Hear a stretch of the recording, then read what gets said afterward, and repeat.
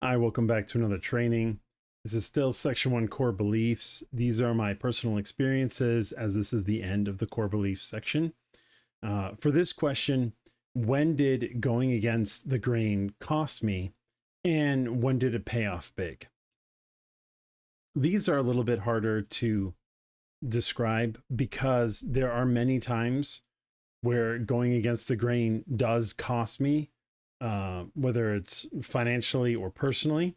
However, I tend to speak my mind about what is effective and what is right versus what I think is appropriate for the situation. Let me give you an example. A lot of times when I wanted to start my own e-commerce store, that would be considered going against the grain. It was relatively new at the time. AliExpress had just launched, Shopify had just launched. It wasn't really well talked about. And I had always wanted to get into importing and exporting. And this was a really easy way for me to do it. I was also in the middle of starting another job. I had just lost a different job, had gotten this one, had gone on vacation, funds were low. This is a very against the grain kind of thing to do. Ended up paying off massively because within a few months, I was able to bring that store to almost $1 million a month. And just using my marketing strategies and scaling, and I had to sell all of my belongings, which a lot of friends and family would look at me like I'm crazy, including my now wife, because I was selling everything we owned to make this work. And it was very hard for her. She kept saying, our shows is going to work. And I had to show her the data and numbers to make her feel at ease. It still took a few weeks for things to actually become clear to her, but that is something that would be considered against the grain. Almost anybody who decides to be an entrepreneur in any way, shape, or form is very much going against the grain. And it does cost you in various ways that you may not realize. In this particular instance, going against the grain tends to be, for me at any rate, going against what the business owners I'm working with or the people who've hired me want to do. And a lot of times it comes down to their business is failing or something isn't working. And I have to communicate to them that they cannot do the same thing over again and think they're going to get better results by tweaking something small. It requires a drastic change. Now, sometimes the drastic change is just a reworking of their messaging, much like the plumber I was working for. He went from being about to close up shop to being massively successful. What was the massive change? Well, it wasn't in increasing his budget or reducing his budget, although we did scale back. It was simply a restructuring of the offers he was putting out, but it was on all of his offers and the way he promoted his business.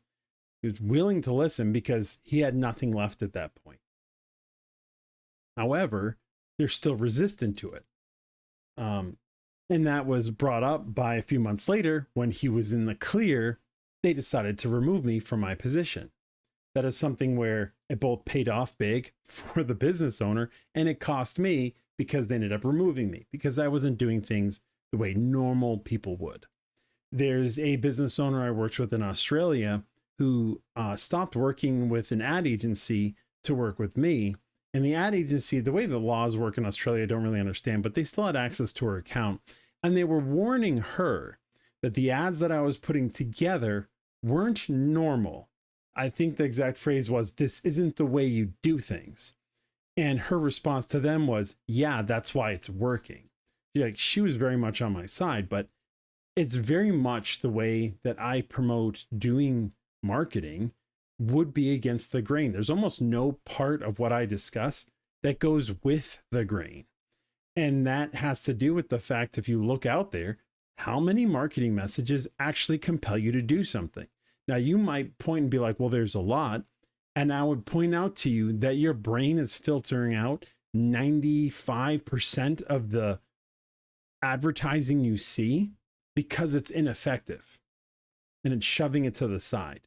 The stuff that breaks through, you think that's the only thing you've seen because your subconscious or whatever you want to call it had filtered out all the rest as just noise. And that's the ineffective marketing that the majority of business owners do. Prime example of that is currently AI is trained on the all the media that's out there, right? All the knowledge, whatever, wherever it's getting it from. And what you can do is you can ask it to create you an ad for whatever product. And the ad you'll get back might read well, but it's a garbage ad. It won't be very effective. So why is it that that happens? Well, that's because the typical go with the flow, the way everybody else does things, is ineffective. But that's the majority of the content that's out there. So almost everything I do is against the grain. Now, how has it cost me? It's cost me a lot. It's cost me friends, opportunities, positions, but it doesn't bother me too much. It bothers me when it happens, but it's usually out of frustration for what it is they say they're trying to do and their actions. Like, it's the same thing as watching somebody who says they want to lose weight while they sit on the couch and stuff themselves with whatever snacks they can get their hands on. You can say you want to lose weight, but you're not doing the actions that represent what you're saying. Now, if you were to hire a personal trainer as well, maybe you do a little bit of the work, but then you say things like, well, I don't really like that. I want you to tell me how to lose weight while I stuff myself with snacks on the couch. And the personal trainer is going to say, it doesn't work like that. You have to do it this way. And their response is, you're fired. I'll go find somebody who will.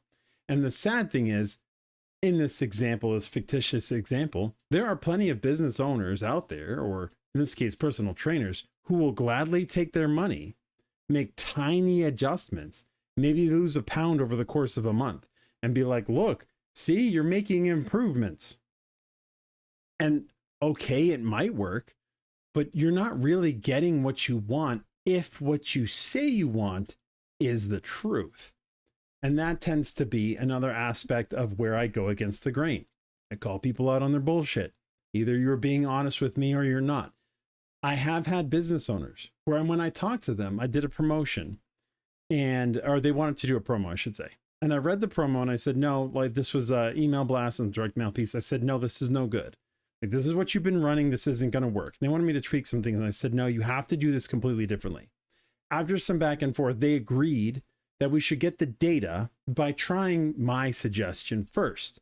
And their whole goal was for me to run this so that they could shut me up and say, see, we ran it your way. It doesn't work. We have to do it this way. Well, that backfired because my offer that presented did, I think, 5 or 6 times better than theirs, right? And so when I brought them the results, which they had seen and they were happy with the results, they still said, no, I want to go back to the old way. And I just had to sit down and I said, okay, real quick before we move forward on this. So we have a promotion that worked exceedingly well, brought in all these numbers, brought these customers, made you very happy, right? And they said, yes. And I said, but you don't want to do it because you don't like the way it's phrased or whatever. And they said, yes. And so you want to go back to your way of doing it, which isn't even break even and will end up ultimately costing you more money to run this. You'll get way fewer customers. And they said, yes. I said, okay, as long as we're both on the same page that you are willingly choosing the offer that's going to make it nearly impossible for your business to succeed and not the one that works, that's fine. Right. And I was like, we can't work together, but go ahead. At least they were honest. Most business owners won't do that. But for me, that's where I go against the grain. And if I go against the grain and it works, most of the time it works. And does it pay off big? Most of the time, yes. Because what you're currently doing is doing what everybody else is doing, and it just doesn't work. So time to change things up. Anyway, that's my personal experience. Thanks for watching this video, and I'll see you guys in the next one.